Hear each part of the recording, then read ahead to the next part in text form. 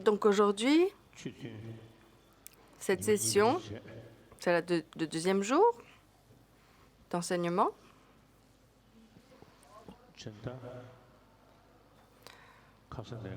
Donc on a commencé hier, et si on continue jour après jour sans pause, ça va me fatiguer un petit peu. Donc je pense qu'on va faire la prise des vœux de Bodhisattva aujourd'hui. Les 37 pratiques de Bodhisattva, on peut les enseigner de façon brève ou de façon détaillée. Donc demain, on va faire l'initiation de Yamantaka, héros solitaire, avec la préparation et le rituel à proprement parler en même temps. Et donc comme ça, après demain, on pourra faire une pause. Et ensuite, on continuera avec les enseignements du cycle de Manjushri. On va faire comme ça. Donc, de hier, la tradition pali, le sutra des bons augures a été récité hier et aujourd'hui en pali. Et ensuite, le sutra du cœur en chinois a été récité hier. Aujourd'hui, en coréen et en vietnamien, le sutra du cœur a été récité.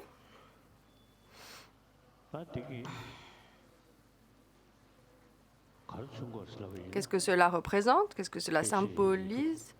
Ça symbolise que les pays bouddhistes asiatiques de l'Est sont historiquement bouddhistes depuis longtemps. Non seulement bouddhistes, mais aussi que tous récitent le sutra du cœur.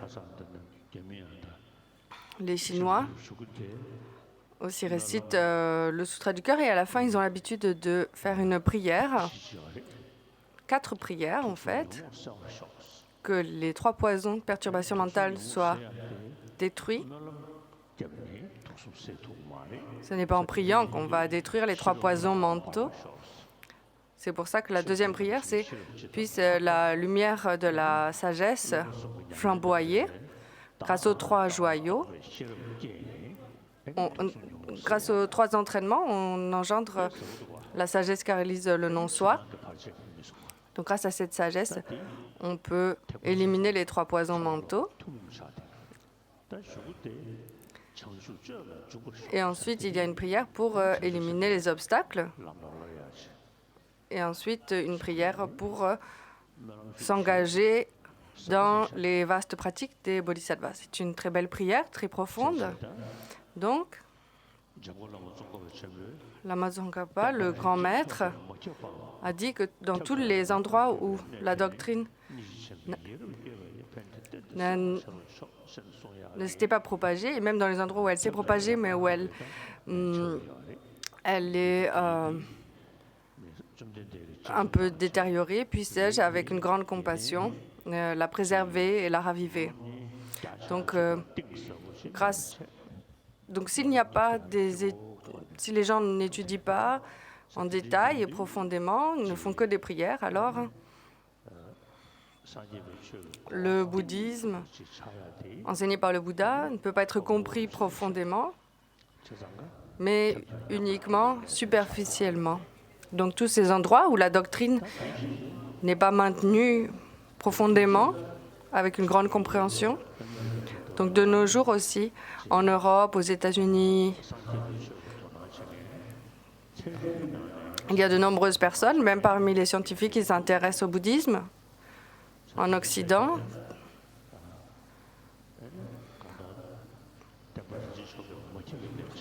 Ces endroits, donc l'Occident, c'est un endroit où la doctrine n'a pas encore été propagée. Je connais un prêtre chrétien qui a demeuré en Inde pendant assez longtemps. Il connaît le monastère, etc. Je le connais depuis longtemps. Il y a quelques années, nous nous sommes rencontrés. C'est un prêtre chrétien, donc il est chrétien. Et il m'a dit, de nos jours en Europe, La nouvelle génération qui est éduquée en termes de science, c'est très difficile pour nous de leur parler de Dieu créateur. Ils ne l'acceptent pas. Mais le système bouddhiste, je lui ai dit, notre système bouddhiste est en parfaite adéquation avec les nouvelles générations. Ça ne pose pas ce problème. Donc, ces endroits où la doctrine n'a pas encore été propagée, on peut la propager, mais il faut avoir un grand respect envers toutes les autres religions. Par exemple, pour moi, quand je vais en Occident, pour donner des discours, etc., parler de bouddhisme, je suis un peu inconfortable. Je me sens un peu mal à l'aise parce que l'héritage est judéo-chrétien là-bas. Et donc nous, si on vient s'incruster avec le bouddhisme, c'est pas bien du tout. Donc je suis un peu mal à l'aise quand je vais en Occident pour parler de bouddhisme. Mais dans les pays asiatiques qui sont bouddhistes depuis de longues générations, c'est notre héritage bouddhiste. Alors là, je me dis qu'il faut que je fasse de mon mieux pour servir et préserver la doctrine bouddhiste.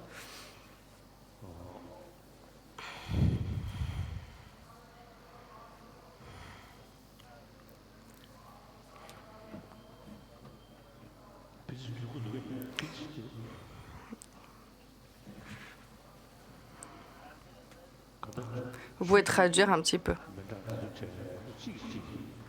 Quoi qu'il en soit, toutes les religions, je pense qu'on peut apprendre les uns des autres. Par exemple, les pratiquants chrétiens, en ce qui concerne les œuvres caritatives, sont absolument extraordinaires. Au niveau de la santé publique, au niveau des écoles, de l'éducation, ils font des choses admirables. Et donc, nous, en tant que bouddhistes, il faudrait que les moines mondiaux aident en termes d'éducation, la société en général, et en termes de santé également. Moi, je trouve que ça ne suffit pas, ce que l'on fait aujourd'hui. Il y a longtemps, je suis allée à Bangkok, et je l'ai déjà dit, en Thaïlande, le chef des lignées bouddhistes, quand je l'ai rencontré, je lui ai dit, les pratiquants bouddhistes, ils servent énormément la société. Nous, les bouddhistes, on n'en fait pas autant. Ce serait bien que l'on essaye de servir la société en général, faire plus d'œuvres caritatives. Je lui ai dit, je vais parler en ces termes. Et donc, ce maître thaïlandais, qui était le chef des monastères, pour moi, il a dit, pour moi, les moines mondiaux doivent rester des monastères et doivent demeurer un peu éloignés de la société laïque. Ce qui est aussi vrai, que les moines mondiaux s'isolent de la société laïque. Mais nos amis vertueux, chrétiens, sont vraiment des exemples admirables, je pense, en termes de service à la société. Bon, nos vues philosophiques, nos religions sont différentes, mais en ce qui concerne nos attitudes générales, je pense qu'il est bon de s'intéresser à nos voisins, à nos amis chrétiens.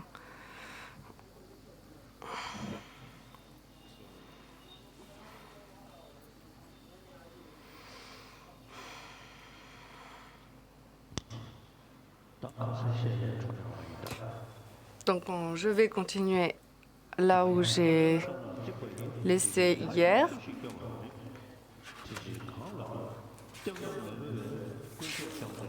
Avec les 37 pratiques.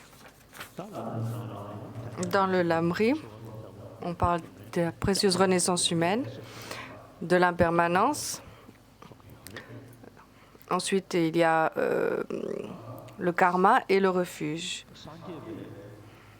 Le refuge et le karma. Donc ici, on parle de refuge. On parle de 3 objets de refuge, le Bouddha, le Dharma et la Sangha. Le Bouddha est celui qui nous montre le refuge. Le Dharma est le refuge à proprement parler. Et la Sangha, ce sont les amis qui nous aident à prendre refuge, à pratiquer la voie spirituelle. Comme je l'ai dit hier, le Dharma qui est inclus dans la vérité de la cessation, c'est ça le refuge véritable.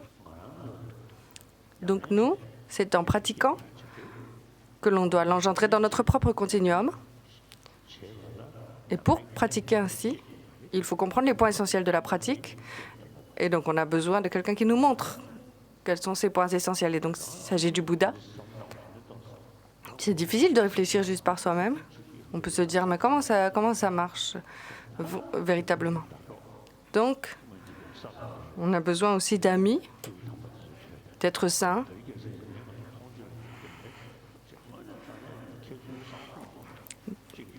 Des personnes qui sont des pratiquants très saints, très purs, et des érudits qui peuvent nous inspirer.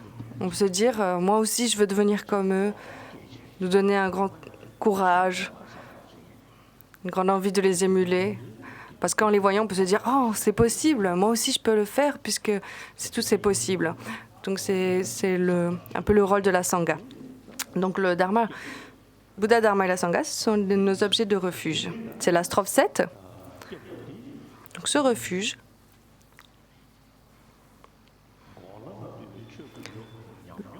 le joyau du Dharma qui est inclus dans la vérité de la cessation, la personne qui est capable de nous le montrer, de nous le présenter, c'est l'enseignant du refuge, soi-même, pris dans le tourbillon des perturbations et du karma, de naissance en naissance,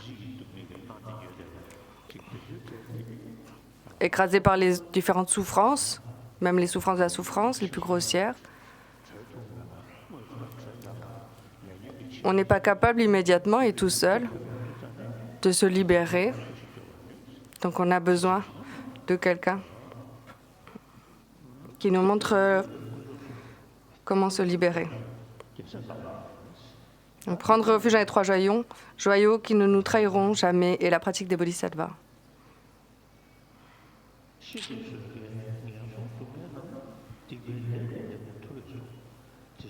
Le vainqueur a déclaré que les insoutenables souffrances des mauvaises renaissances sont le fruit d'actes négatifs, ne jamais commettre la moindre action nuisible, mais au prix de sa vie, et la pratique des bodhisattvas. Donc, quand il s'agit des sensations physiques de plaisantes et déplaisantes, ou sensations mentales plaisantes et déplaisantes, elles ne surviennent pas par hasard, n'importe comment. Il y a un continuum, une continuité. Donc, les causes des souffrances sont les actes négatifs et les causes de bonheur, de sensations plaisantes, sont des actes vertueux. Donc le bonheur et la souffrance ne viennent pas par hasard n'importe comment sans aucune cause, puisque les choses sont des résultats qui surviennent de leur cause correspondante. Il faut comprendre que ces insoutenables souffrances, des mauvaises renaissances, on parle de souffrance, souffrance du changement et de souffrance composée, omniprésente. Ces 3 types de souffrance. Il faut comprendre que même les animaux comprennent que la souffrance est une douleur manifeste, que même les animaux comprennent et veulent s'en libérer. La souffrance du changement, même les non-bouddhistes veulent s'en affranchir en méditant sur le calme mental et la vision pénétrante. Grâce à la concentration, ils arrivent à temporairement s'affranchir des souffrances du changement. Mais ici, pour ceux qui souhaitent s'affranchir du samsara, obtenir la libération, il nous faut nous concentrer sur la compréhension de la souffrance omniprésente. Le Bouddha Bhagavan, quand il a dit il faut comprendre la souffrance, abandonner l'origine, parachever la cessation, parcourir le chemin, il parle ici de la souffrance, principalement, la souffrance omniprésente. Cette souffrance omniprésente, il faut la comprendre, déjà la considérer comme une souffrance. Il s'agit de prendre renaissance à cause du karma et des perturbations mentales. Pour ce faire, il faut comprendre les fautes des perturbations mentales. Il faut voir les défauts des perturbations mentales d'un côté, et d'un autre côté, il faut voir que les perturbations mentales s'enracinent dans la saisie d'existence réelle que l'on appelle ignorance. Il faut comprendre que cette ignorance est une pensée erronée qui est complètement opposée à la sagesse qui réalise l'existence véritable des phénomènes, qui est donc erronée et qui se trompe vis-à-vis de l'existence des phénomènes. Quand on comprend que donc cette ignorance est erronée, n'est pas fondée dans la vérité, on va vouloir s'en affranchir et obtenir la libération.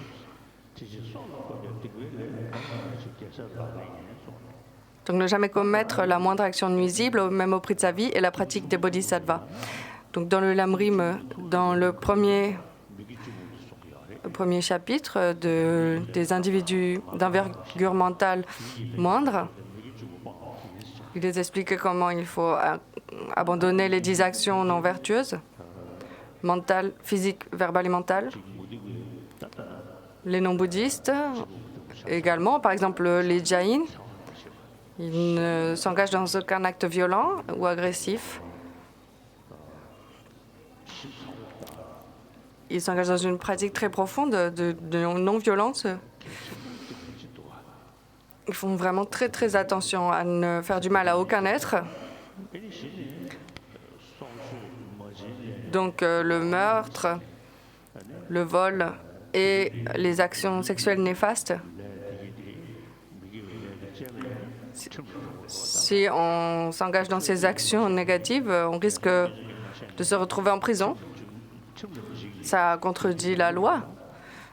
Donc, on ne les commet pas en général. Ensuite, les actions verbales, telles que les insultes, les mensonges, les paroles qui divisent et les paroles futiles, on essaye de s'en détourner. Même les paroles futiles, si on est quelqu'un qui ne veut pas perdre son temps, alors on va éviter les paroles futiles. Maintenant, il y a les actes néfastes mentaux. Les vues erronées, on les définit différemment selon les différentes religions. Mais les autres actions négatives sont communes avec les autres religions. Je pense que toutes les religions diront qu'il faut se détourner de ces actes. Quelle est la raison? C'est pas parce que c'est un commandement imposé qu'il ne faut pas accomplir ces actions. C'est parce que ces actions sont cause de souffrance. C'est pour ça qu'il faut s'en détourner. Les actes physiques, les actes verbaux ont leurs racines dans notre pensée. Et donc les pensées négatives aussi, il faut s'en détourner. 9e strophe. Donc maintenant, on commence avec la 9e strophe, l'envergure mentale intermédiaire du pratiquant du Lamrim. Comme une goutte de rosée sur un brin d'herbe, les plaisirs des 3 mondes sont éphémères. Aspirer à la libération suprême est immuable. Et immuable est la pratique des bodhisattvas. J'ai parlé hier des aspects de la vérité de la cessation. Cessation, paix, excellence et renoncement. C'est quelque chose qui est unique à la tradition bouddhiste. La libération correspond à une qualité d'affranchissement des perturbations mentales. Donc cette qualité d'affranchissement des perturbations mentales correspond à une félicité, à un bonheur immuable et constant. Par exemple, si on obtient l'état le plus élevé dans le monde, dans le samsara, on peut y demeurer temporairement, mais au bout d'un moment, il faudra choir de cet état. Donc il faut reconnaître les perturbations mentales et particulièrement leurs racines. Si on déracine l'ignorance qui est la racine des perturbations mentales, les perturbations ne pourront plus jamais être engendrées dans notre esprit. C'est ce qu'on appelle la vérité de la cessation. Comme je l'ai dit également hier, de même que dans le corps, la sensation physique est partout. L'ignorance est partout dans les perturbations mentales. Et donc, si on la déracine, toutes les autres en sont déracinées. Donc, les plaisirs des trois mondes sont éphémères comme une goutte de rosée. Tous les phénomènes composés sont donc impermanents, comme le Bouddha nous l'a dit.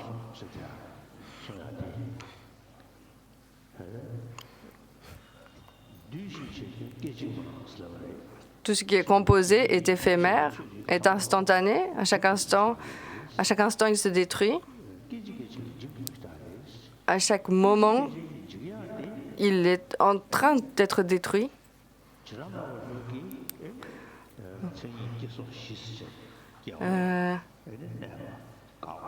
Pour les Vaibhashika, on parle de 4 états. D'abord, un phénomène va être produit, ensuite il va demeurer, ensuite il va décliner, puis après il va cesser. Mais en fait, il faut comprendre que dès qu'un phénomène est produit, il se détériore. Sa production est simultanée avec sa destruction. À cause du fait qu'ils sont conditionnés par des causes, qui sont produits de causes, les phénomènes sont en train d'être détruits au moment même où ils sont produits. Quand on étudie les 12 liens d'interdépendance, on comprend que la cause primaire, c'est l'ignorance. Donc ce corps que l'on a, ce corps de souffrance que l'on a, est l'esclave des perturbations mentales. L'esclave, il est sous le joug de la saisie d'existence réelle. Qu'est-ce que c'est donc cette souffrance dont on parle? Il faut la comprendre en ces termes. En fait, d'être conditionné par l'ignorance. L'ignorance est donc la cause de notre existence conditionnée. L'ignorance étant un état d'esprit erroné, qui n'est donc jamais basé sur la vérité, à laquelle on peut opposer la nature de notre esprit, qui est lumineuse et connaissante et claire. Donc on comprend que l'on peut détruire la cause de toutes nos souffrances, l'ignorance, et donc on va engendrer un grand intérêt, une grande aspiration à engendrer notre véritable nature et à se libérer des souillures adventices. La libération, le nirvana, c'est pas quelque chose au loin dans le ciel comme une terre pure. C'est quelque chose qui est en notre propre continuum. Notre propre continuum mental recèle la libération, le nirvana. C'est en nous-mêmes que nous devons donc l'engendrer. Donc cette qualité d'affranchissement des souffrances correspond à un affranchissement irrévocable. C'est-à-dire que... Donc nous allons continuer avec, dans le Lamrim, l'individu d'envergure mentale supérieure. Comment peux-tu être heureux lorsque tes mères qui t'ont chéri depuis des temps au commencement sont dans la souffrance? Développer l'esprit d'éveil afin de libérer l'infinité des êtres et la pratique des bodhisattvas. Strophe 11. Toutes les souffrances émanent d'un désir de bonheur égoïste alors que les parfaits Bouddhas naissent de pensées altruistes.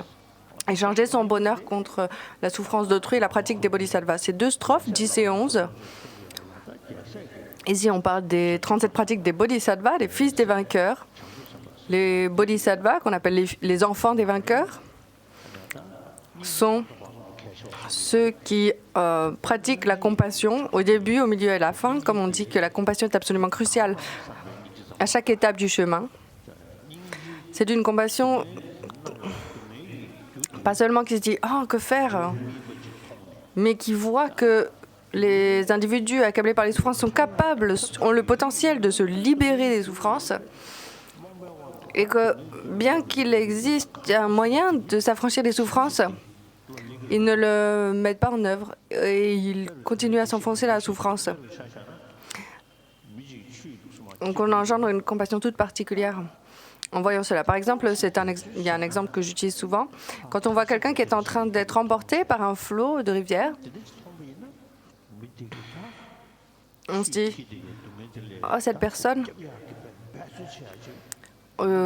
si on voit qu'il y a une perche qu'on pourrait lui tendre, par exemple, on se dit, ah, il faut absolument que je l'aide. Ou s'il n'y a aucun moyen de l'attraper, de le faire sortir de ce flot, on se dit, ah, c'est terrible, mais c'est tout ce qu'on se dit, ça s'arrête là. La compassion est accompagnée d'une sagesse qui voit qu'il y a un moyen de s'affranchir des souffrances. Et donc, grâce à cela, cette compassion est un état d'esprit qui souhaite à tout prix libérer les autres de leurs souffrances, en prenant la responsabilité de les affranchir de leurs souffrances. Donc, pour le bien d'autrui, je dois obtenir l'état d'éveil pour les établir dans l'état de la bouddhéité.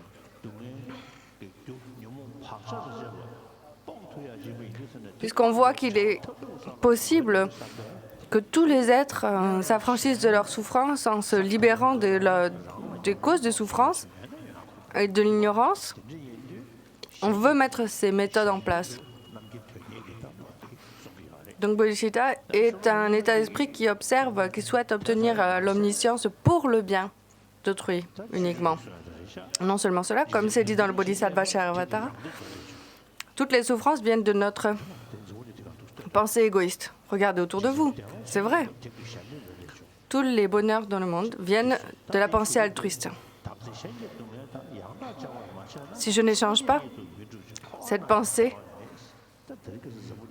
même non seulement il n'y a pas de bouddhéité, mais même dans le samsara, il n'y a pas de bonheur. Quand on regarde partout autour de nous, toutes les souffrances, toutes les catastrophes et les choses terribles, on voit que tous les êtres autour de nous veulent trouver le bonheur. Cependant, nos états d'esprit sont trop étroits. On ne pense qu'à soi-même. On ne pense pas à la situation des autres. Et donc, il y a un grand fossé entre les riches et les pauvres. Il y a des guerres, il y a des choses terribles qui se passent, des famines. Donc, si on n'échange pas son bonheur avec les souffrances d'autrui, non seulement on n'obtiendra pas de résultats dans le chemin spirituel, mais même dans le samsara, on ne sera pas heureux. C'est très puissant ce que nous dit Shantideva ici. On n'est pas obligé d'être bouddhiste pour mettre cela en pratique. Ce qu'il faut, c'est cultiver le bon cœur, être plus bienveillant. C'est ça qui compte. Au bout du compte, c'est notre pensée égoïste. Moi. Ne penser qu'à soi. L'autochérissement. Plus notre autochérissement est fort, plus on sera malheureux.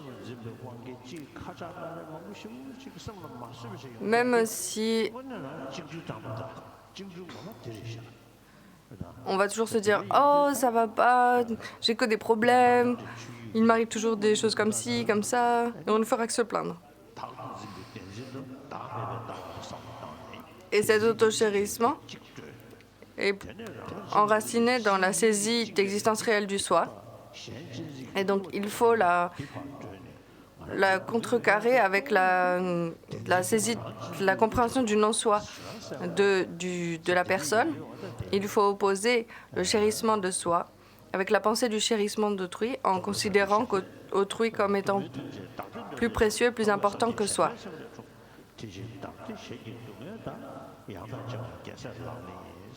Donc échanger son bonheur contre la souffrance d'autrui, la pratique des bodhisattvas. Ça, c'est le cœur, vraiment, c'est l'essence de la pratique de bodhicitta. On peut engendrer bodhicitta en 7 points et s'y causer un effet. Et on peut aussi l'engendrer en s'égalisant et en s'échangeant. Soi-même autrui, c'est ce qui est enseigné ici dans la strophe 11. Donc quand on voit le résumé de Bodhisattva Charyavatara, quand on chevauche le destrier de la bodhicitta, allant de bonheur en bonheur, qui se découragerait connaissant un tel esprit? Pour nous tous, qui sommes des individus, des êtres dotés de conscience, de vie, puisque nous sommes des êtres vivants, nous voulons naturellement être heureux, ne pas souffrir. Donc, notre intelligence humaine nous permet de réfléchir, de prendre du recul, d'avoir une pensée globale. Et donc, quand on réfléchit honnêtement, véritablement, on voit que l'antidote de la saisie d'existence réelle, c'est la réalisation de la vacuité, du non-soi, que l'antidote du chérissement de soi, c'est le chérissement d'autrui. En comprenant cela, on peut être presque comme un arhat, un destructeur de l'ennemi. Comme le dit Shantideva, Bodhicitta, c'est le grand arbre qui procure de l'ombre, de la fraîcheur aux voyageurs éreintés. En connaissant Bodhicitta, qui se découragerait? Plus on pense à l'altruisme, au bienfait d'autrui, plus on va de bonheur en bonheur, du fond du cœur, si on peut penser. Tant que demeurera l'espace, puissais-je demeurer? Tant que demeureront les souffrances, puissais-je demeurer pour éliminer les souffrances du monde? Un tel courage nous procure un bonheur intense.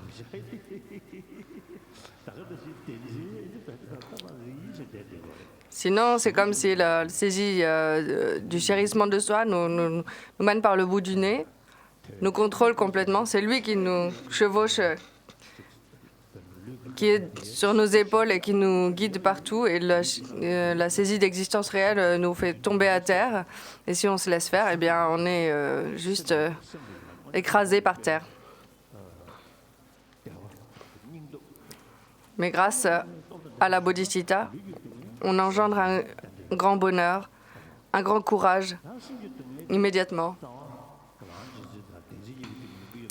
Puisque toutes nos souffrances sont issues de la saisie d'existence réelle et du chérissement de soi, il faut engendrer à tout prix leurs antidotes, même si il est difficile d'engendrer une expérience non forcée de ces antidotes. Il faut faire de son mieux pour engendrer avec force en soi ces antidotes. Shantideva nous dit également, dans le Bodhisattva Charyavatara, quelque chose de très pratique. Si on peut faire quelque chose pour trouver une solution à un problème, alors pourquoi se faire du souci? S'il n'y a pas de solution à un problème, alors ça sert à quoi de se faire du souci? Donc, l'altruisme et essayer de pratiquer, de cultiver bodhicitta en soi, c'est quelque chose qui peut nous procurer beaucoup de bonheur immédiatement. Strophe 12. Si poussé par une grande avidité, quelqu'un s'empare de nos biens ou incite autrui à le faire, lui dédier son corps, ses possessions et ses vertus des 3 temps et la pratique des bodhisattvas. Même si quelqu'un veut nous trancher la tête alors que nous n'avons commis aucune faute, par compassion, prendre sur soi ses méfaits et la pratique des bodhisattvas. Je trouve que c'est très utile parfois d'être critiqué. Il y a une histoire d'un Geshe Kadampa.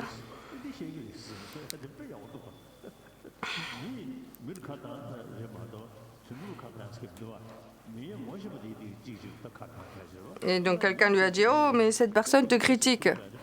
Et il dit « Bah oui, c'est un être humain qui critique un autre être humain, c'est normal ». Il a dit « Même si le Bouddha lui-même n'a pas été capable de plaire à tout le monde, comment soi, même en tant qu'être humain ordinaire, pourrait-on plaire à tout le monde ?» Même si dans les 3000 mondes, quelqu'un répand toutes sortes de propos déplaisants envers nous, avec amour, faire en retour l'éloge de ses qualités et la pratique des bodhisattvas. Si publiquement quelqu'un nous déshonore ou nous bafoue en proclamant nos fautes, le considérer comme un maître spirituel et s'incliner avec respect et la pratique des bodhisattvas. Si une personne que l'on a chérie comme son enfant nous considère maintenant comme un ennemi, lui accorder l'attention spéciale d'une mère pour son fils malade est la pratique des bodhisattvas. Si par orgueil quelqu'un d'égal ou inférieur nous méprise, le placer au sommet de sa tête, en le respectant comme un maître à la pratique des bodhisattvas. Et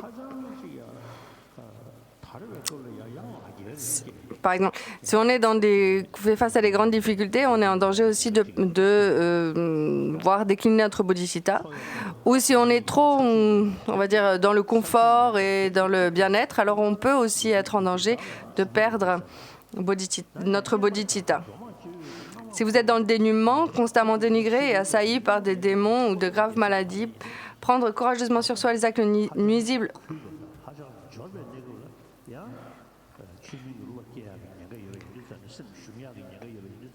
et les souffrances de tous, c'est la pratique des bodhisattvas. Si la gloire amène les foules à vos pieds et que vos richesses égalent celles de Vaishravana, restez humble en voyant que les biens de ces mondes n'ont aucune essence, c'est la pratique des bodhisattvas. Tant que l'ennemi intérieur, la colère, ne sera pas maîtrisée, malgré les combats, les adversaires extérieurs resteront légion. Donc ici, il est expliqué comment on médite sur l'esprit d'éveil conventionnel. Et ensuite, il y a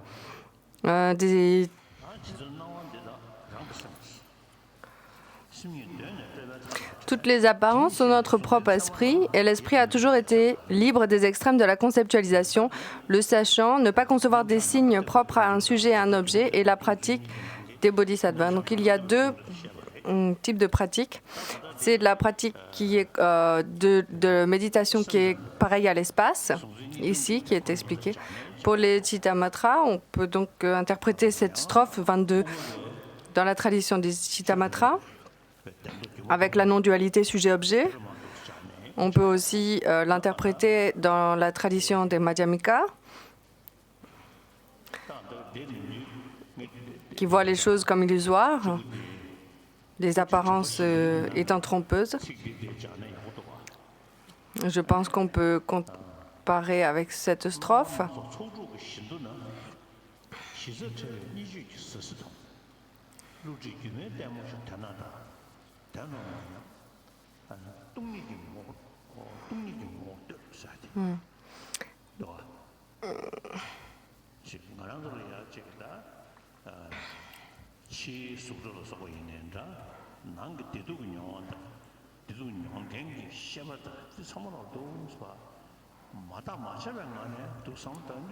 Quand on n'analyse pas, on peut se dire qu'on peut trouver l'objet qui correspond à tel ou tel mot, tel ou tel terme. Là-bas, concrètement, de son propre côté. Mais si on analyse, si on cherche cet objet, on ne peut pas le trouver. Même du point de vue des consciences qui saisissent ces objets, c'est ce que disent aussi les scientifiques de la physique quantique. Quand on cherche à regarder quelles sont les parties qui composent tel ou tel phénomène, on regarde les atomes, etc. On ne peut rien trouver de concret au fond des choses. Et donc ils disent que s'il n'y a personne qui observe tel ou tel objet, cet objet n'existe pas. Cet objet ne peut pas être établi. Ça ressemble un peu à ce que disent les penseurs du Chittamatra, de l'esprit seul. Les choses sont des simples conventions. C'est quelque chose que les Chittamatra ne peuvent pas postuler. Ils disent donc, les choses n'existent pas véritablement, mais la saisie, c'est-à-dire la conscience qui les saisit, qui saisit les objets, existe réellement. Cependant, les objets, quand on les analyse, les objets physiques, on peut les diviser en différentes parties, différentes directions. Les choses impermanentes sont composées de continuums chronologiques.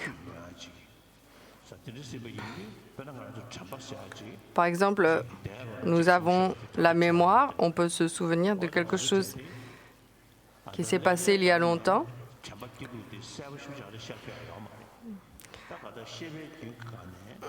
C'est difficile de se baser uniquement sur le cerveau pour parler de conscience et pour expliquer le phénomène de la mémoire.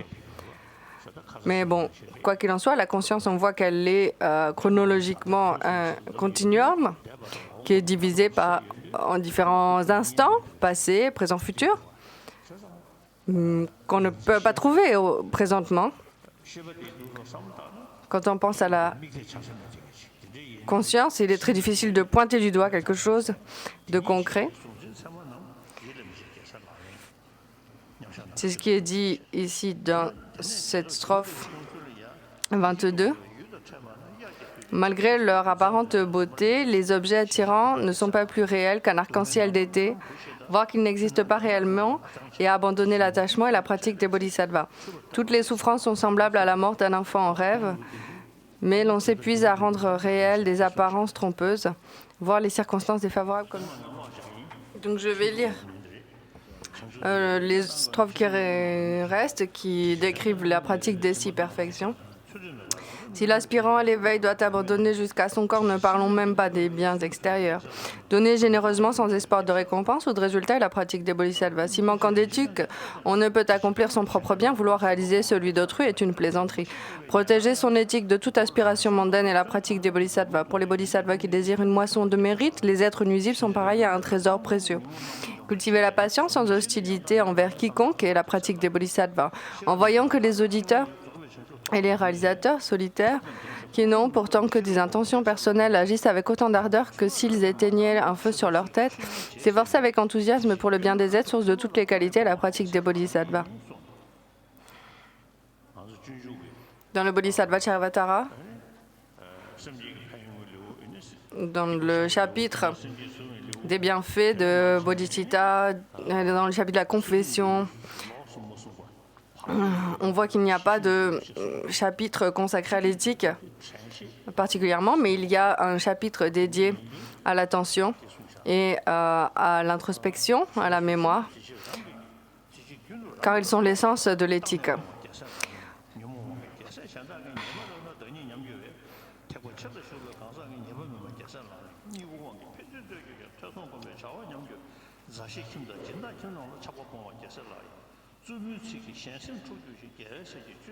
Se détacher des amis est la pratique des bodhisattvas. Abandonner les propos injurieux est la pratique des bodhisattvas. L'habitude des émotions perturbatrices sont les remèdes difficiles à appliquer. Avec vigilance et attention, saisir l'arme des antidotes pour détruire l'attachement et les autres afflictions de leur apparition est la pratique des bodhisattvas. En résumé, en toute activité, demandez-vous quel est mon état d'esprit. Avec une attention et une vigilance constante à accomplir le bien d'autrui et la pratique des bodhisattvas, afin d'éliminer la souffrance d'une infinité d'êtres en comprenant que les 3 sphères sont parfaitement pures, dédiées à l'éveil et les vertus accomplies par ces efforts et la pratique des bodhisattvas. Pour tous ceux qui désirent suivre la voie des bodhisattvas, j'ai rédigé ces 37 pratiques d'après les enseignements des excellents maîtres sur le sens des sutras, des tantras et des traités. Mon intelligence est limitée, ma conscience faible, et comme ma rhétorique pourrait ne pas plaire aux érudits, je me suis appuyé sur les sutras et les paroles des saints. Ainsi, ces pratiques des bodhisattvas devraient être sans erreur. Toutefois, pour un être aussi peu intelligent que moi, il est difficile de mesurer la vaste conduite des bodhisattvas. Aussi, je demande au saint maître de pardonner les contradictions, incohérences, contresens. Par cette vertu, puissent tous les êtres vivants obtenir le sublime esprit d'éveil conventionnel et ultime et devenir pareil au protecteur Tienrezi sans demeurer dans les extrêmes de l'existence et de la paix.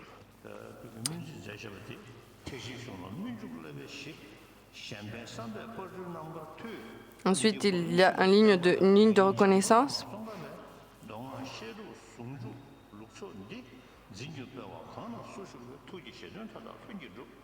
composée par un autre maître que je n'ai pas en français.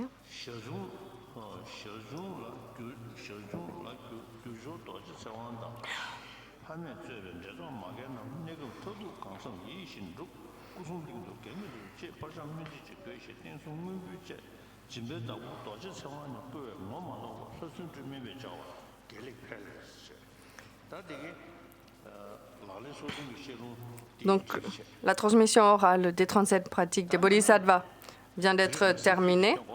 Donc, ce que je voulais faire aussi aujourd'hui, c'est comprendre les vœux de bodhisattva.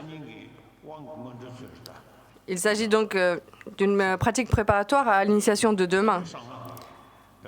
Donc, pour la pratique tantrique, Il est dit dans un tantra du secret général, qu'il y a entouré des 4 types de disciples dotés des entraînements. Donc il y a 4 types de disciples. C'est quoi ces 4 formes de disciples? Les 2 laïcs, hommes et femmes, puis les bhikshus et bhikshunis. Il s'agit donc de ces 4 types de disciples.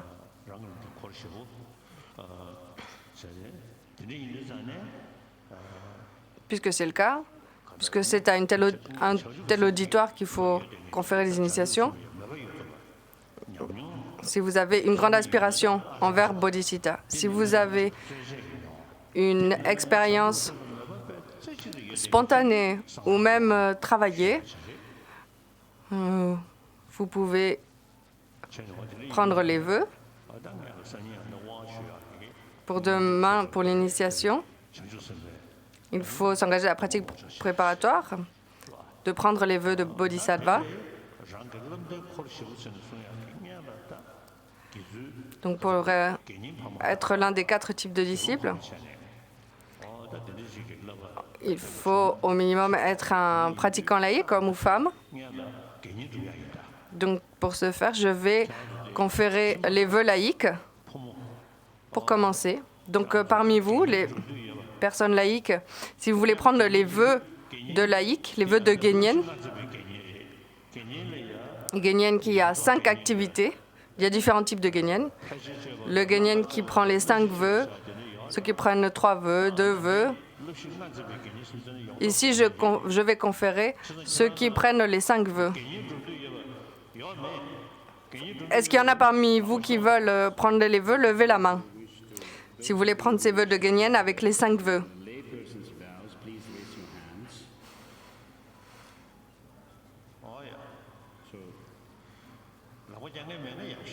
Si personne ne lève la main, eh bien tant mieux.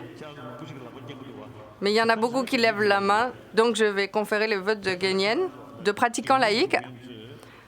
Ceux qui veulent prendre les vœux de Genyen. Tout d'abord, il faut considérer que le Bouddha est vraiment présent parmi nous et lui faire des prosternations. Alors évidemment, comme c'est un peu compliqué, il y a beaucoup de monde, vous pouvez vous contenter de joindre les mains en forme de prosternation, pensant que vous êtes dans ce lieu saint, vous prosternez au Bouddha lui-même, et ensuite vous imaginez que vous faites 3 prosternations à moi-même. Donc il y a les vœux de laïcs, puis les vœux monastiques. Parmi les vœux de laïcs, il y a les vœux de 24 heures, mais maintenant on prend les vœux de laïcs que l'on doit protéger jusqu'à la mort, toute notre vie.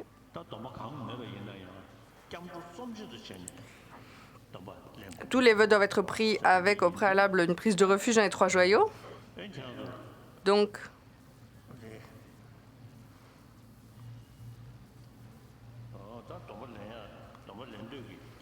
ceux qui veulent prendre les vœux de laïcs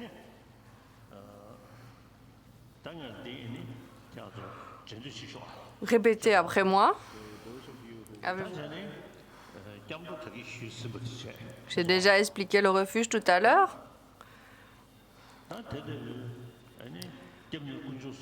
Donc ces 3 joyaux que j'ai décrits tout à l'heure, soi-même, pour qu'on puisse engendrer soi-même le continuum, le joyau du Dharma. Dans son continuum, on va devenir soi-même un membre de la Sangha. Et donc il faut s'entraîner dans l'éthique, dans les 3 entraînements, en commençant par l'éthique. Et donc cette éthique, on va commencer à la pratiquer en se détournant des 5 actions néfastes, en prenant les 5 préceptes. Par exemple, ne pas tuer d'êtres humains. Si vous allez tuer des autres êtres humains, vous allez en prison. Donc, vous devez vous en détourner de toute façon. Vous n'allez pas voler, vous n'allez pas pratiquer l'inconduite sexuelle, c'est-à-dire avec d'autres personnes que votre conjoint. Les viols et tout ça, c'est contraire à la loi, n'est-ce pas? Ensuite, le mensonge par rapport à des accomplissements spirituels. que l'on n'a pas. Je pense que pour vous, il n'y a pas trop de danger. Mais pour les gens comme moi qui s'assoient sur des trônes, alors il y a plus de danger de faire des mensonges par rapport à des accomplissements spirituels. Donc pour vous, vous n'êtes pas trop susceptible de faire ça. Et ensuite, ce qui est un peu plus difficile, c'est de ne pas boire d'alcool.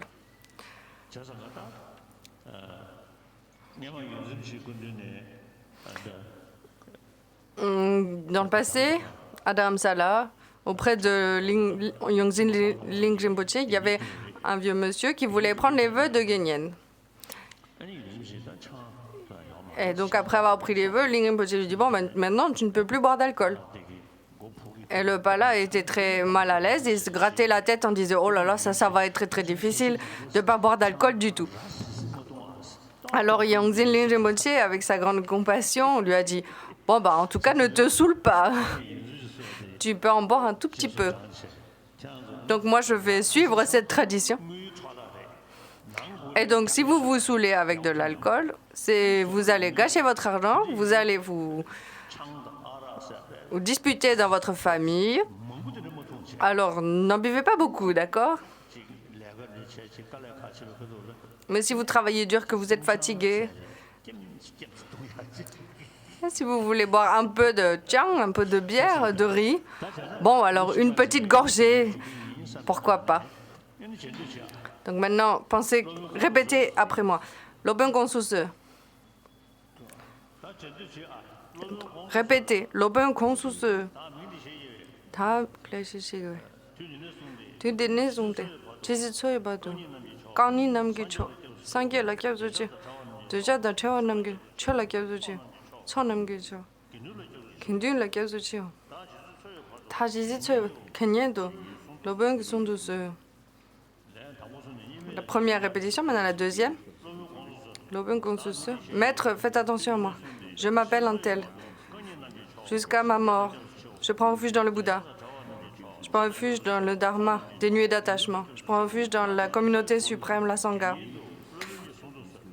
Protégez-moi en tant que Genyen, en tant que pratiquant laïque. Maintenant, pour la troisième répétition, quand on dit Genyen tout, ceux qui prennent les vœux, pensez que dans votre continuum, les 5 vœux, si vous les aviez pris avant, pensez qu'ils sont ravivés.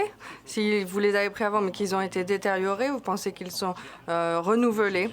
Sinon, pensez qu'ils sont tout fraîchement engendrés. L'open consus, ta clé ici, tout dénaisonté. Jésus, toi, quand il n'a pas Sangye la kyasuchi. Déjà de chawa namgicha. Chö la kyasuchi. Cho namgicha. Kendun la kyasuchi.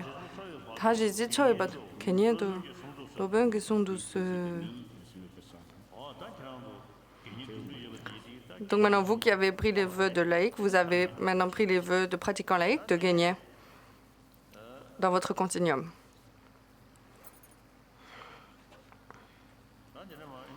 Ensuite, on ne va pas faire la répétition qui suit.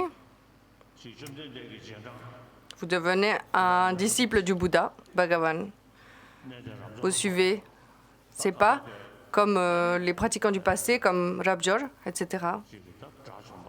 Comme les arhats du passé, destructeurs de l'ennemi, qui ont pratiqué la doctrine. Tous ces grands pratiquants du passé qui ont pris les vœux de Genyen, puis ensuite peut-être les vœux monastiques, qui suivent les pas du Bouddha, qui ont abandonné le meurtre, le mensonge, le vol, etc. Tout comme ils ont pratiqué. Moi aussi, je vais faire exactement pareil, je vais suivre leurs pas. Donc pensez profondément à cela. Donc on ne va pas faire la répétition, juste contempler le sens de ces mots. Ensuite, on va prendre les vœux de Bodhisattva. Pour prendre les vœux de Bodhisattva, nous allons nous baser sur le texte du grand chemin des Bodhisattva Bhumi, de la terre des Bodhisattvas, composée par Asanga. Du point de vue de la vue philosophique, il s'agit de la vœu de l'Esprit seul, puisqu'il est le grand pionnier de l'école de l'Esprit seul.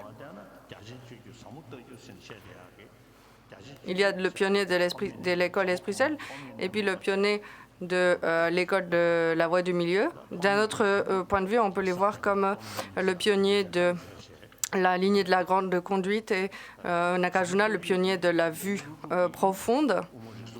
Donc, Nagarjuna a composé les 6 traités de la Voie du Milieu pour ouvrir cette grande lignée de la vue profonde. C'est très bien de le voir ainsi. Asanga, lui, a ouvert la voie pour la vaste conduite. Après que le Bouddha Bhagavan est passé en parinirvana, il y a plus de 2600 ans, en tout cas c'est la date que l'on donne officiellement. Quoi qu'il en soit, le Bouddha, ses enseignements demeurent encore parmi nous dans ce monde, sur cette planète.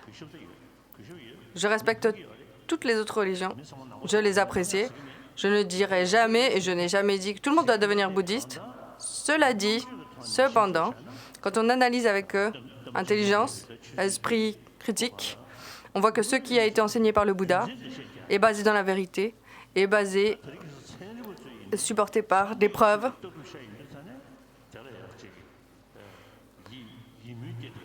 Et donc, de nombreuses personnes aujourd'hui, à cause de ça, puisque c'est fondé dans la logique et dans la vérité, beaucoup de gens apprécient le bouddhisme encore aujourd'hui. Et donc, cette doctrine demeure dans notre monde de façon continue, comme je l'ai dit tout à l'heure, dans tous ces pays, surtout dans l'Est, donc en Asie. La plupart des pays sont bouddhistes. Tous les bouddhistes qui suivent la tradition sanskrite pratiquent la bodhicitta, engendrent la bodhicitta d'aspiration et prennent les vœux de bodhisattva, tels qu'ils sont expliqués, par exemple, dans le Bodhisattva Bhumi, dans le chapitre de l'éthique, qui indique le rituel par le biais duquel on prend les vœux de bodhisattva. C'est ce que l'on va suivre aujourd'hui. Je ne vais pas donner des explications détaillées, ce n'est pas la peine. L'objet envers lequel on va prendre les vœux, c'est un maître spirituel doté des vœux. En ce qui me concerne, moi, tous les jours, je prends les vœux de bodhisattva, je l'ai déjà dit. Je prends l'auto-initiation vis-à-vis d'une certaine déité. Et en corrélation avec ça, je prends les vœux de bodhisattva.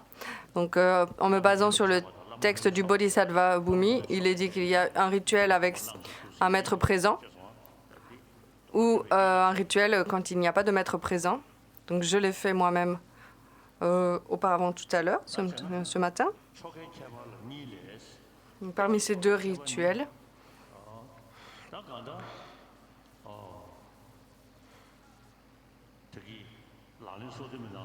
tout à l'heure, comme je l'ai dit, comme c'est écrit dans les 37 des pratiques des bodhisattvas.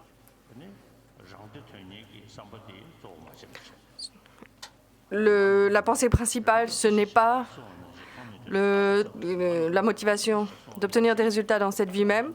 La motivation ne doit pas être non plus égoïste, mais il faut donc engendrer une motivation, un état d'esprit qui aspire au bien de tous les êtres, aussi infinis que l'espace, avec une grande aspiration à l'altruisme. Si on n'a aucune qualité d'abandon ou de réalisation, il est très difficile de servir autrui. Comme le dit Dingaga,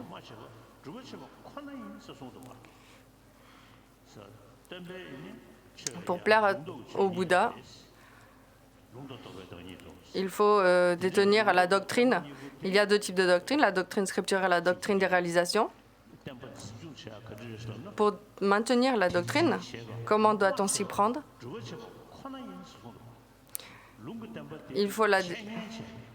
Pour détenir la doctrine scripturaire, il faut l'expliquer, la présenter et l'étudier.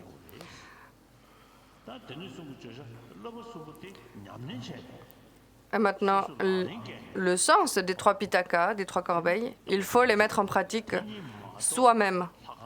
C'est par la pratique soi-même que l'on maintient la doctrine, que l'on sert la doctrine. Ce n'est pas en construisant des temples et des monastères, en faisant ci ou ça.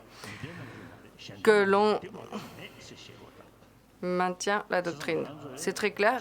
Ce qui est dit ici, c'est qu'il n'y a que deux façons de préserver la doctrine. Donc c'est soit en l'expliquant et l'étudiant, soit en la mettant en pratique et la réalisant.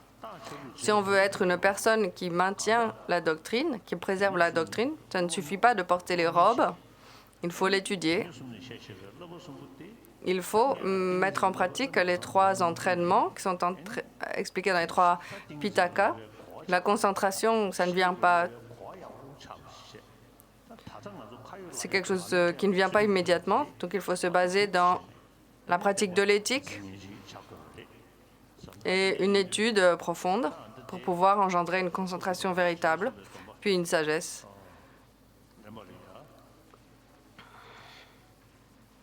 La sagesse du troisième entraînement.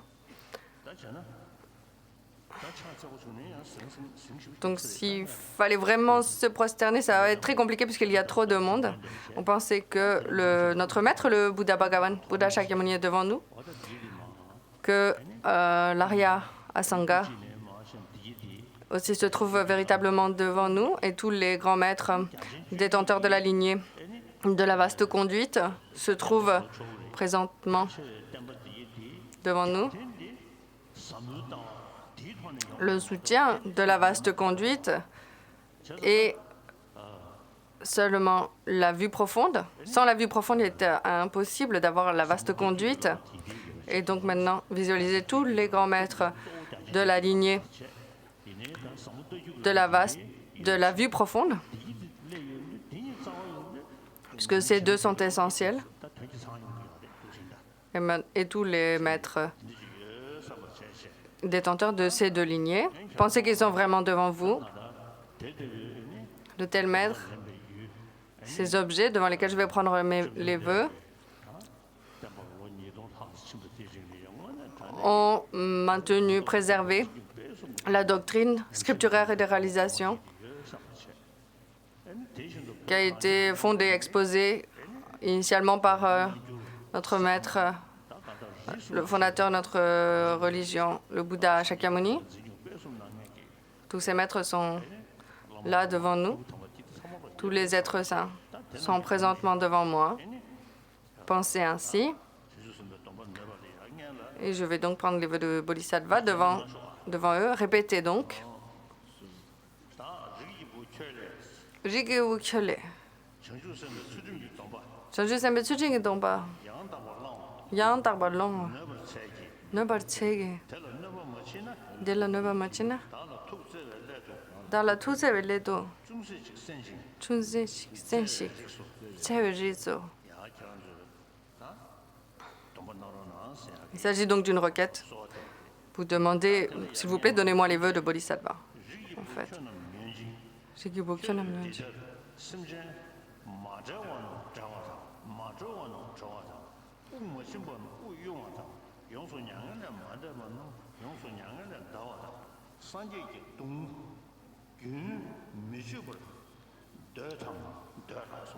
Vous devez dire de là.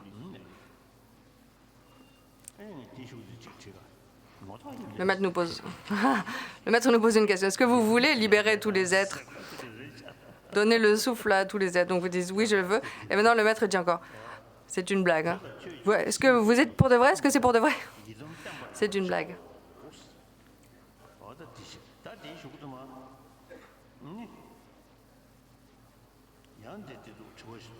Encore une autre question posée par le maître aux disciples.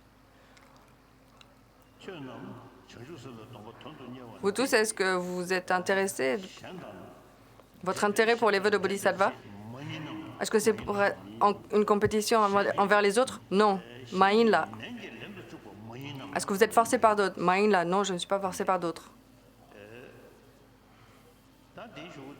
Ensuite,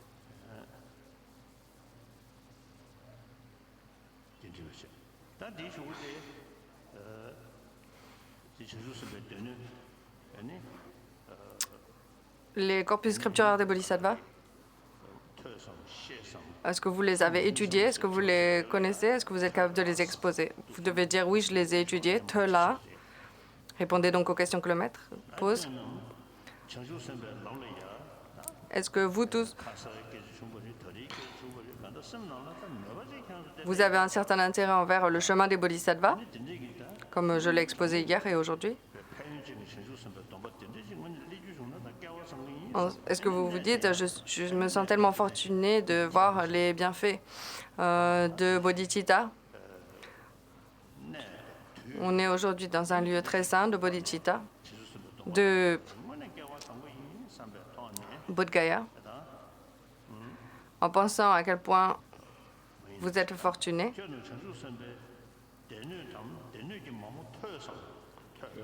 Telas, oui, j'ai étudié les textes.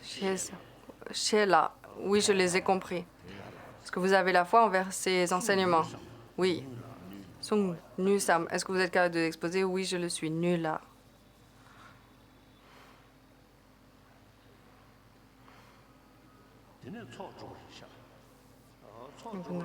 Les conditions propices sont réunies maintenant.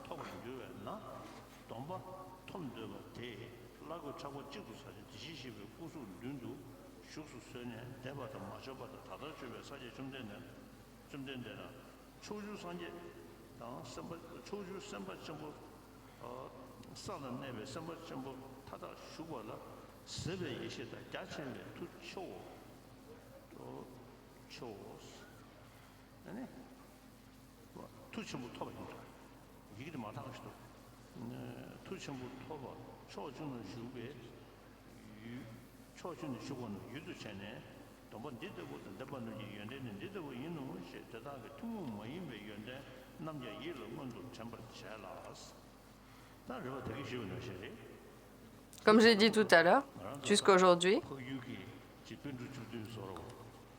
nous sommes dans le pays des 17 Panditas de Nalanda, des 80 Mahasiddhas. Maintenant même, juste quand on entend le nom de Nagarjuna, nous avons une grande joie. Quand on entend les noms des grands maîtres du pays des neiges, on a beaucoup d'admiration, peut-être les larmes aux yeux, peut-être la chair de poule. Et donc, ils ont tellement étudié et pratiqué pour le bien d'autrui et d'eux-mêmes.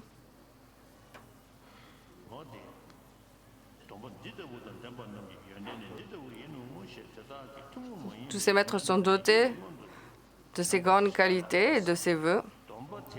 Il faut s'en souvenir.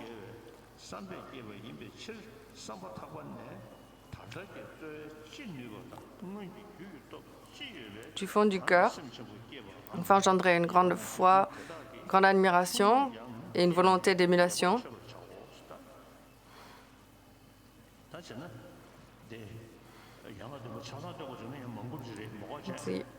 Bon, la prière en 7 branches, c'est peut-être un peu trop long. Vous pensez que tous les Bouddhas et Bodhisattvas sont devant nous. Pensez, je vais prendre les vœux en phase 2. Et donc, on va réciter la prière condensée, la prière en 7 branches.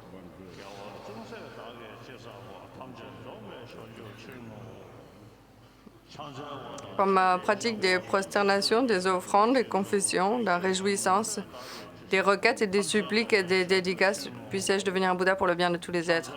Chojin Sherpada, Jesu Yerango, Jesu Wayi, Gewa Chungse Dagi, Chesapa, Tam Jesu Be Changju Chirngo.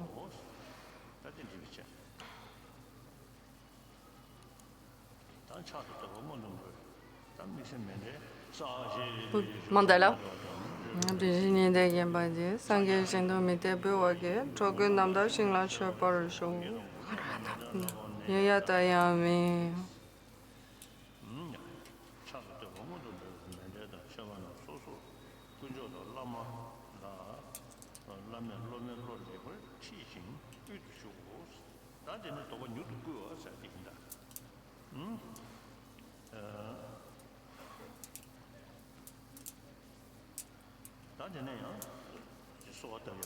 Il y a encore une autre requête.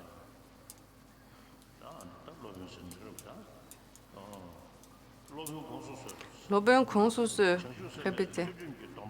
Change sembe tsunje que tomba. Yang d'abord langue. Dans la cellule, s'il vous plaît, donnez-moi les vœux. Donnez-moi très bientôt, tout de suite, les vœux de Bodhisattva.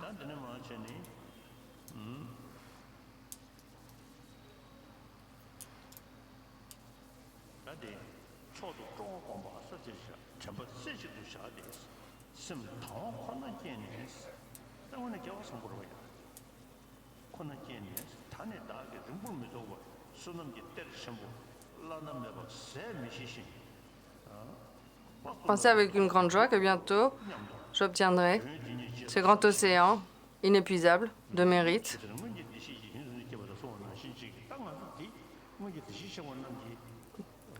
Tous les Bouddhas du passé ont engendré Bodhicitta.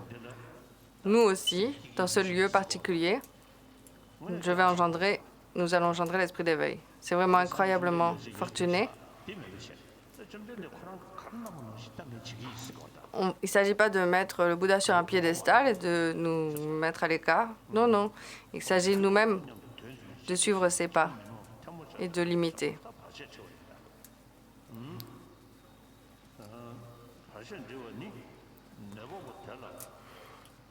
Maintenant, il s'agit de demander s'il y a des obstacles.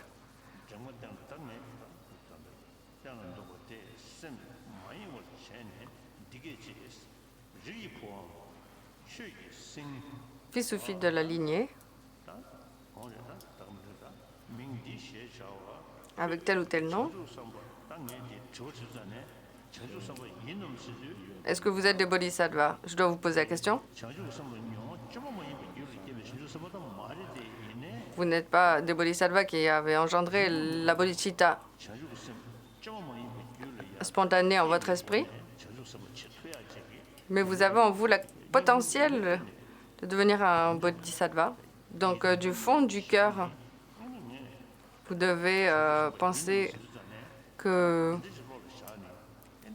vous avez le potentiel de devenir un bodhisattva. Donc, vous devez dire du fond du cœur, très bientôt, je deviendrai un vrai bodhisattva. Quand vous répondez à la question, Yin-la, Tabam. Est-ce que vous priez pour la bodhicitta? Vous devez dire oui, Tabam.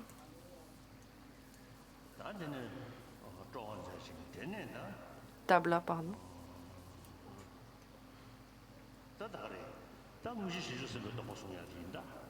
Et donc maintenant, la pratique à proprement parler, de prendre les vœux.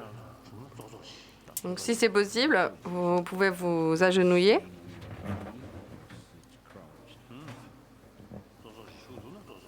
Si c'est possible pour vous de vous agenouiller.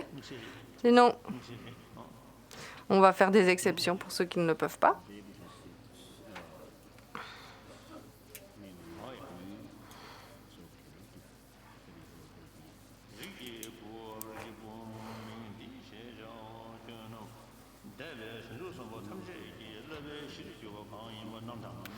Fils ou fille de la lignée, souhaitez-vous suivre les pas de tous les Bouddhas du passé, Bouddhas et Bodhisattvas du passé, tous les Bouddhas et Bodhisattvas du présent, tous les Bouddhas et Bodhisattvas du futur, en mettant en œuvre tous leurs entraînements,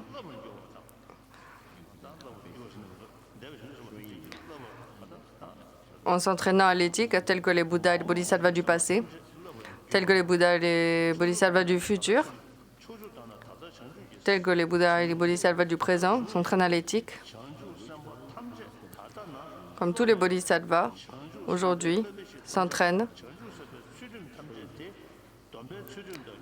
Tous les entraînements de se détourner des négativités ne lassent. Voulez-vous suivre ces entraînements? Entraînement à l'éthique, entraînement à l'altruisme, entraînement à se détourner des fautes. Vous dites oui, je suivrai ces entraînements. Encore une fois.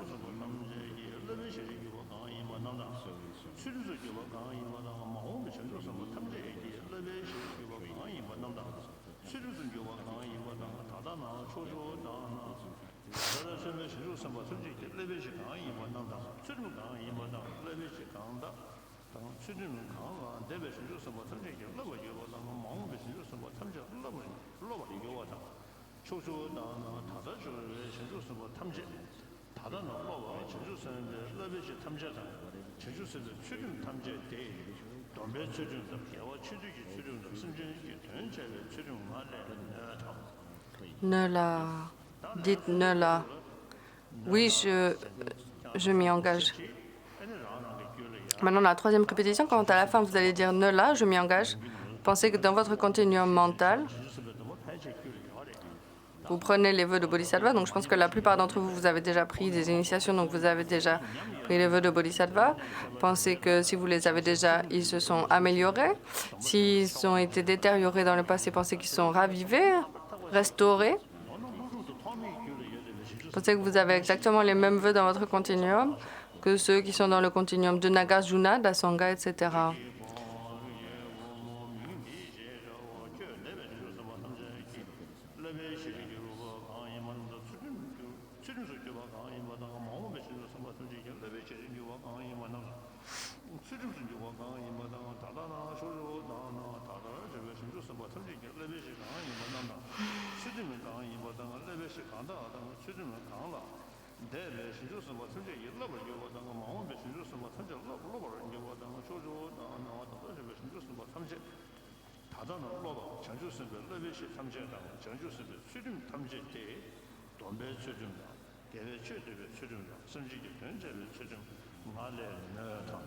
Ne la.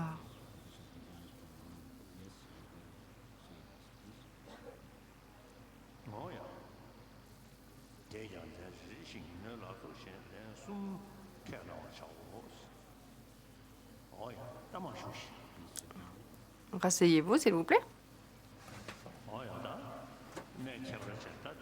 Donc, dans ce lieu très particulier de Bodh Gaya, que ce soit pour moi, je n'ai pas l'esprit d'éveil spontané en moi, non travaillé, mais j'ai l'esprit d'éveil qui est travaillé. Donc, je peux, grâce à l'interdépendance des causes et des effets propices, nous sommes réunis ici, nous avons tous pris les vœux de Bodhisattva. Comme c'est dit dans Shantideva, aujourd'hui, ma vie humaine a pris son sens.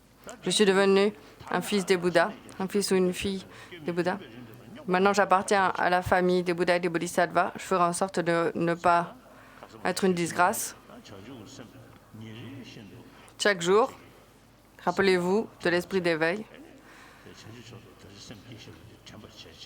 Rappelez-vous qu'en ce jour, vous avez pris les vœux de Bodhisattva, engendré Bodhicitta. J'ai pris les vœux dans ce lieu saint de Bodh Gaya. En ce qui me concerne, tout comme les Bodhisattvas du passé, je les regarde avec une grande admiration, en souhaitant suivre leur exemple. Pensez, je vais pratiquer comme eux pour que ma vie ait un sens. Au moment de ma mort aussi, s'il est possible, de penser à Bodhicitta ainsi, de penser à la vacuité, alors c'est le meilleur poa que vous pourriez faire. Il n'y a rien de mieux que Bodhicitta en ce qui concerne accumuler des mérites, en ce qui concerne purifier une négativité, en ce qui concerne trouver le bonheur pour soi-même, trouver le bonheur pour autrui. Rien ne surpasse Bodhicitta.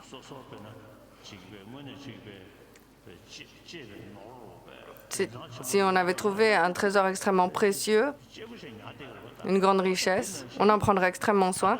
De même, comme il est dit dans le Bodhisattva Charvatara, j'ai trouvé ce trésor et maintenant, à partir d'aujourd'hui, je ferai en sorte de ne pas le laisser se détériorer. Je suis comme un mendiant qui a trouvé un diamant dans un amas de détritus. Je me demande comment j'ai bien pu le trouver. Bodhicitta est l'arbre qui qui procure l'ombre aux êtres errants fatigués. C'est l'essence du dharma, comme le beurre et la quintessence du lait. Ces bienfaits sont décrits dans le Bodhisattva Charvatara. Maintenant, j'ai pris les vœux. J'ai invité tous les êtres errants au grand festin de la Bodhisattva, que tous les dieux et tous les êtres se réjouissent. On ne pense pas, oh, peut-être que celui-là, il va me faire du mal. On a invité tout le monde. On a invité tout le monde au grand festin, au grand banquet de Bodhisattva, sans exception. Pour les inviter, ultimement, à la bouddhéité et temporairement, tous les êtres, que ce soit des dieux, des demi-dieux, des espèces de monstres ou des fantômes, tout le monde est invité. Les nagas, etc.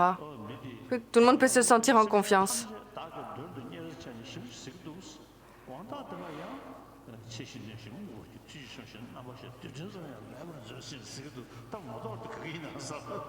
On pourrait se demander, tous les matins, les pratiquants disent « Oh, j'invite tout le monde au festin de Bodhicitta, au festin du bonheur que procure Bodhicitta. » Mais le soir, ils font des pratiques au rosé en disant « Je veux détruire un tel ou un tel, qu'il n'en demeure plus que de la poussière. » C'est quoi alors que l'on pense du fond du cœur? Et au lieu de se dire « Oh, lui, c'est un obstacle, telle chose est néfaste. » Non. Il ne faut pas considérer aucun être comme un obstacle ou quelqu'un qui va nous faire du mal, comme des êtres malfaisants. Il faut inviter tout le monde au grand banquet du bonheur. Maintenant, on a pris tous les vœux de Bodhisattva.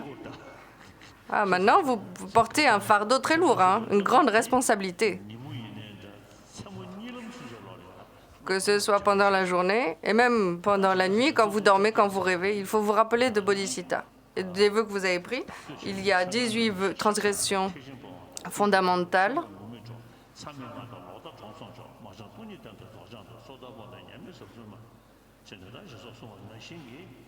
Comme ils sont énumérés dans les textes, il faut les connaître, ces 18 transgressions fondamentales.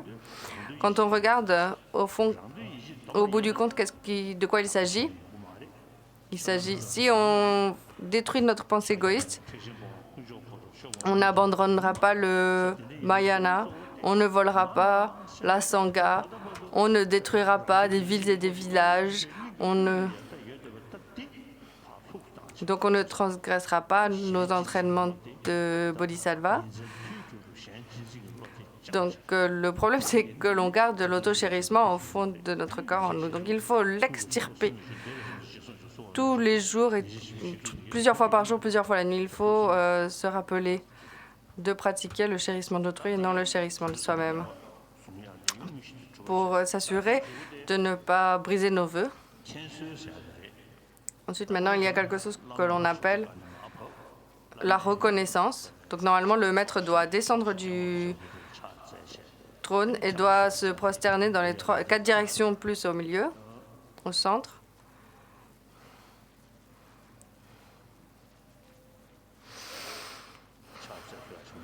Mais je ne peux pas me prosterner comme ça, donc c'est pas grave. Ça ne fait pas de différence. Puisqu'il y a plusieurs tirs de prosternation, une prosternation physique, verbale et mentale. Et donc la principale, c'est la prosternation mentale. Donc celle-là, je l'ai.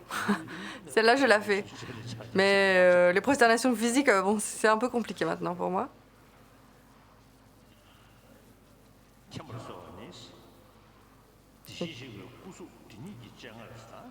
Devant tous les Bouddhas et les Bodhisattvas, je pose ma tête à vos pieds et j'ai les mains jointes.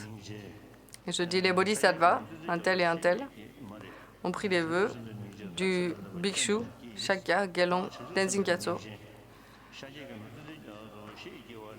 Ont pris les vœux de l'éthique des Bodhisattvas en les répétant leurs promesses par 3 fois.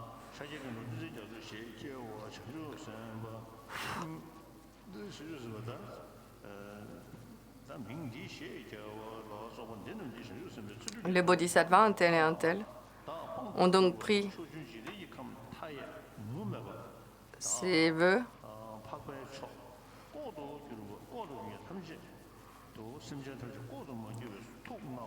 pour le bien de tous les êtres. Donc, prêtez attention à eux. Sachez-le. Ça suffit de lire ça une seule fois.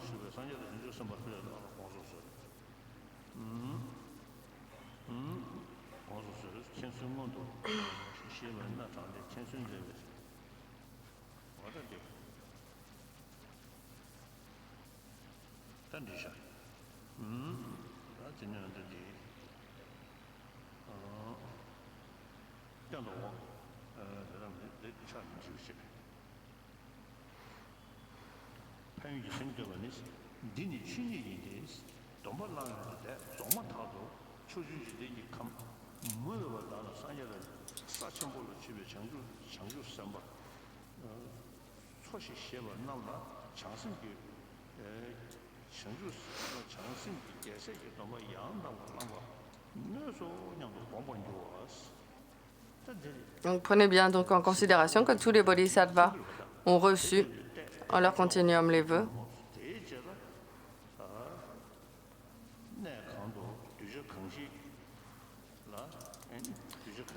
Dans ce lieu, les bodhisattvas, un tel et un tel, regardez-les avec votre sagesse.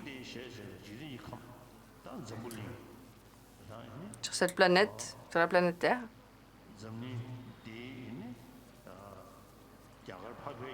en Inde, la Terre sainte de l'Inde, en ce lieu saint de Bodh Gaya où le Bouddha lui-même a obtenu l'éveil, ces personnes, avec un grand intérêt envers la bodhicitta, ils ont promis de pratiquer les entraînements des bodhisattvas. Considérez-les comme vos fils et vos filles, comme les membres de votre famille, avec grande compassion et grande bienveillance. Que leur bodhicitta ne fasse que se développer et ne jamais décliner.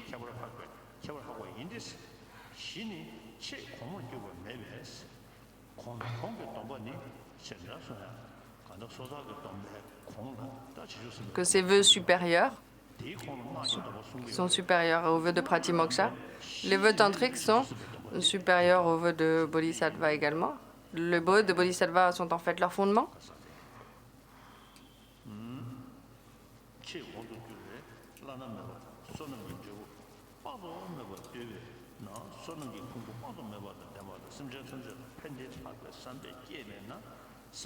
Ça a engendré un immense océan de mérite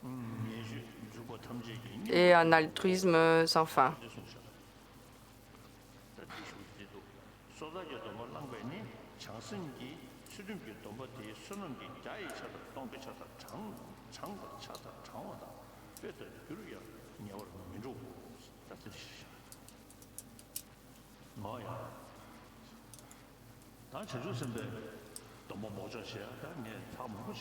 J'ai déjà donné de nombreuses fois les vœux de Bodhisattva.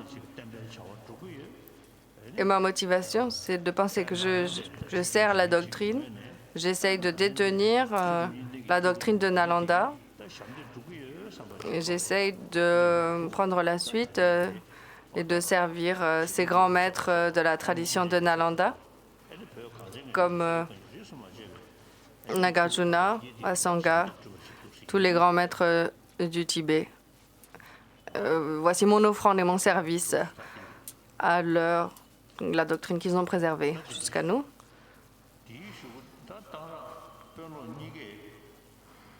Maintenant, le maître et les disciples doivent tous deux réciter la prière en 7 branches encore. Et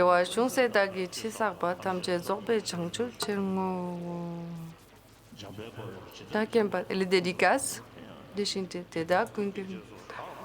Gewa teda tamche rap tu ngo. Gewa tamche ge ngo kon la chotu nga ba ta ge gewe tsawa te ge. Tu ngo war ge. Selon la prière Samantha Badra. On ge chen chen ha kan che. Chezan den de nyodo charwa de. Ten de tam. Le de le me den tu ta sa ge. Te be malang ge me nyodo sho. Yara ka ba yi. C'est pas chaud.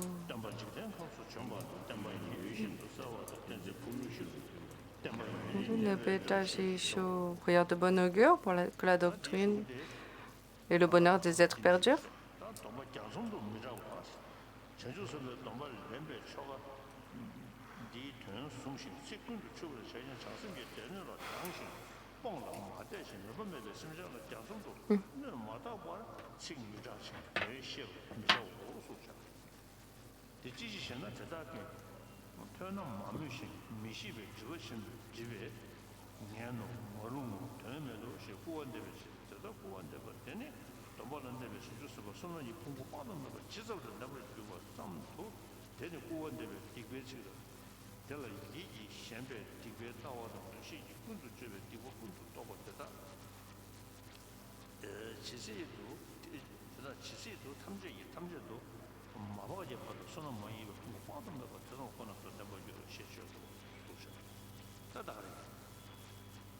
Voilà, c'est fini.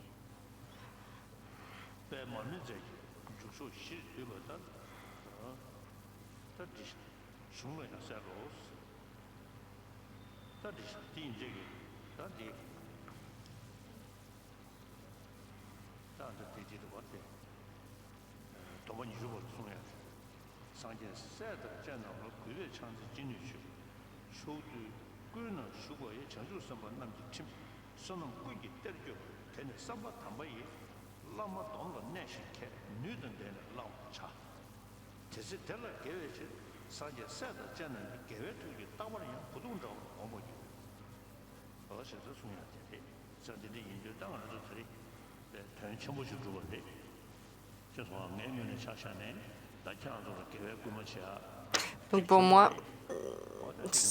j'ai eu l'opportunité donc aujourd'hui encore de vous inciter à la vertu. Et donc nous avons tous accumulé énormément de mérites. Je m'en réjouis. Qu'est-ce qu'on fait maintenant? On en est où?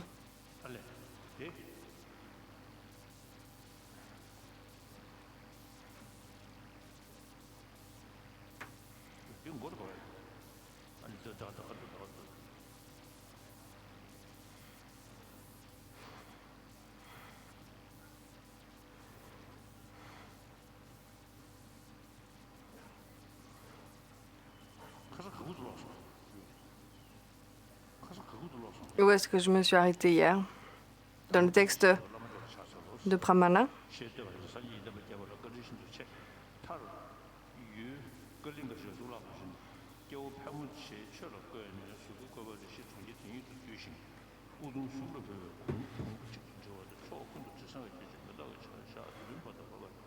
Il s'agit de la transmission orale du commentaire de Pramanavartika par Khenchen Kunga Wangchu.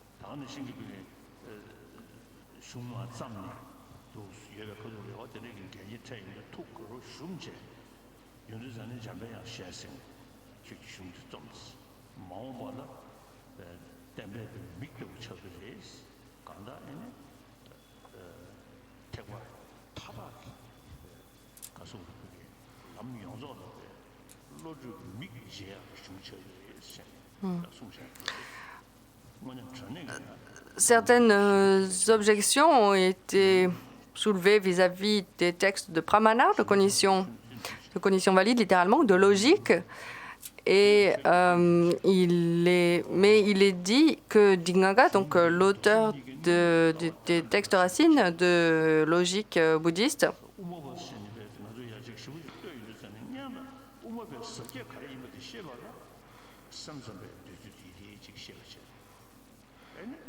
pour comprendre la vraie valeur du système Madhyamika, il faut comprendre les théories des systèmes inférieurs, comme l'esprit d'éveil, puis ensuite Vaibhashika, qui explique uniquement le non-soi de la personne. Il faut comprendre ce qui postule, qu'est-ce qui ne suffit pas, pourquoi il est important de comprendre et de réaliser le non-soi des phénomènes.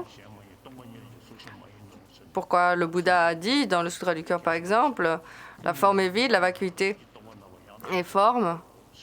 La vacuité n'est autre que la forme n'est rien d'autre que la vacuité. Pourquoi il dit les 5 agrégats également sont vides d'existence réelle? Dans la première roue du Dharma, le Bouddha a enseigné le non-soi de la personne, mais n'a pas parlé du non-soi des phénomènes.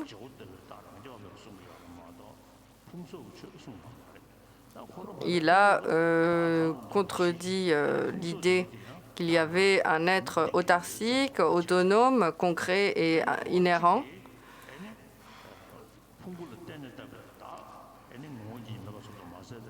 Ensuite, il a enseigné que non seulement il n'y a pas de soi concret, inhérent, qui existe au cœur de la personne, mais que les phénomènes également, c'est-à-dire les 5 agrégats, sont tous dénués de nature propre. La forme est vide, la vacuité est la forme n'est autre que la forme n'est rien d'autre que la vacuité. Cette vacuité expliquée en 4 points est extrêmement essentielle. Quand on le récite souvent, mais il est bon de réfléchir profondément à ces lignes.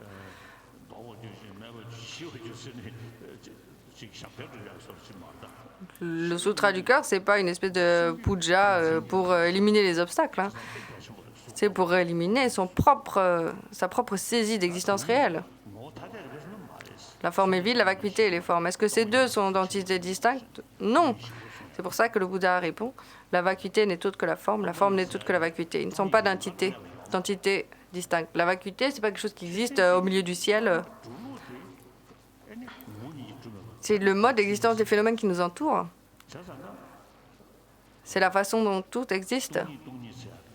Donc, quand on dit vacuité, vacuité, par exemple, si on parle de la forme est vide d'exister de son propre côté. Ce vide d'exister de son propre côté signifie que la forme dépend de conditions. Elle est produite en dépendance de nombreuses conditions. Elle est interdépendante. Elle est produite en dépendance, survenue en dépendance.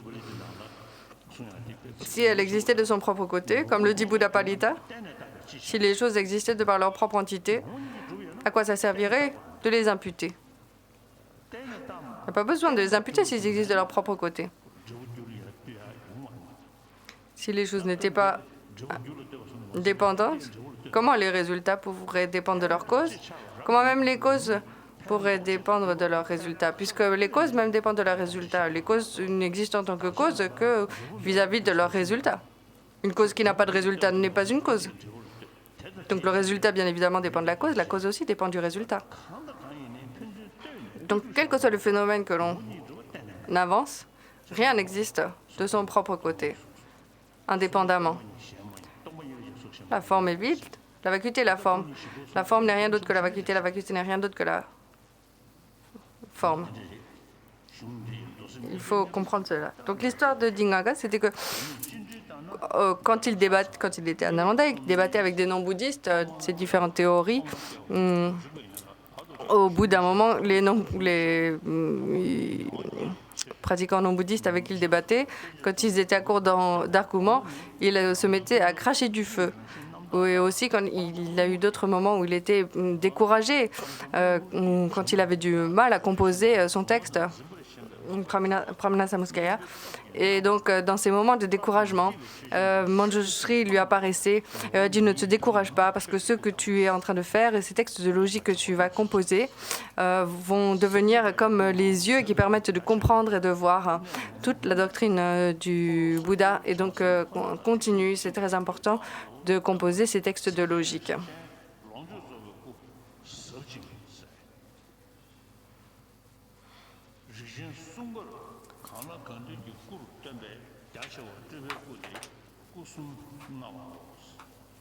Il y a un exposé ici des 3 kayas, des 3 corps du Bouddha.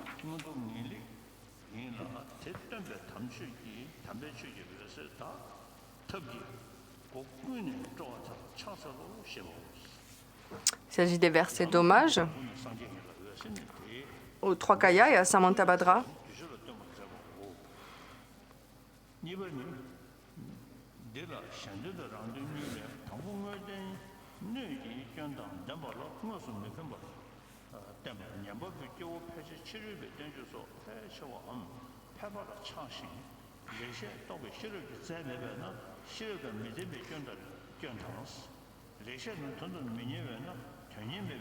Maintenant, il s'agit de l'exposé des qualités du disciple, de celui qui écoute les enseignements,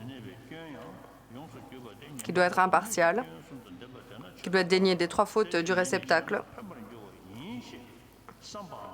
qui doit être mu par la pensée altruiste.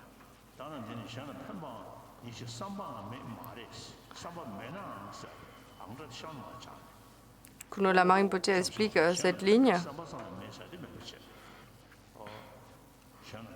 qui est l'expression d'humilité de l'auteur.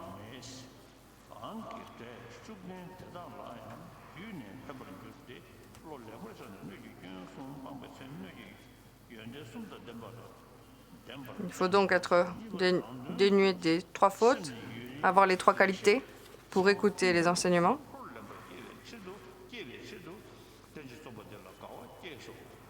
Et se réjouir. Et donc l'auteur se réjouit de pouvoir composer ce traité. On s'arrête ici maintenant pour aujourd'hui. C'est la promesse de composition donc, qui a été commentée.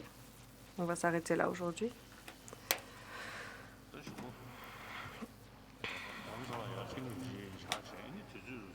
Ensuite, si vous venez à Dharamsala et qu'on a le temps, on pourra continuer aussi petit à petit la transmission de ce long, cette transmission orale de ce texte. tout comme Bhava Viveka.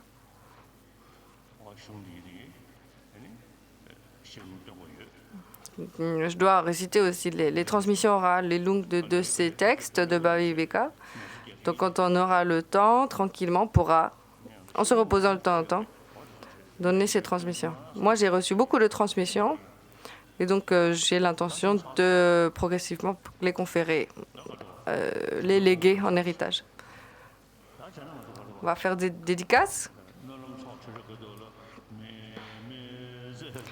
Qu'est-ce qu'on va faire comme dédicace? Est-ce qu'on fait comme dans les grandes pujas à la fin, qu'on on récite Miksema avec cette jolie mélodie?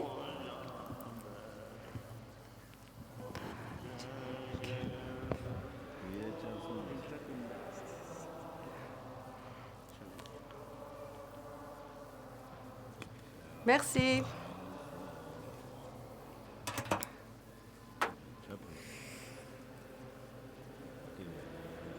Okay.